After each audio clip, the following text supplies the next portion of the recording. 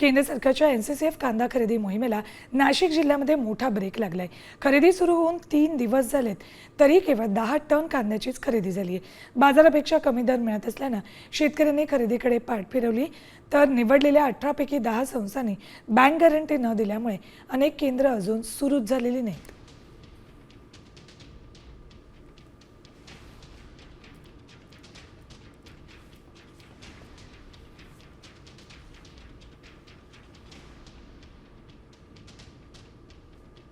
अधिकाऱ्यांनी नाफेड NCCFच्या सक्षम अधिकाऱ्यांसमवेत लोकप्रतिनिधींच्या उपस्थितीत शेतकऱ्यांना आश्वासित केलं की गेल्या सोमवारपासून नाफेड आणि NCCFची कांदा खरेदी ही प्रत्यक्ष बाजार समितीत होईल। शासनानेच आश्वासित केल्यामुळे शेतकऱ्यांनी मोठ्या प्रमाणावर बाजार समितीत गर्दी केली, आवक दुपटीने वाढली। परंतु प्रत्यक्षात या सर्व संस्थांमध्ये समन्वयाचा अभाव असल्यामुळे आणि आपल्याच हेकेखोरपणामुळे प्रत्यक्षात खरेदी एक कांद्याचीही होऊ शकली नाही आणि बाजार समितीत अवकेचा दबाव वाढून कांद्याचे भाव मात्र 200 ते 500 रुपयांनी घसरले।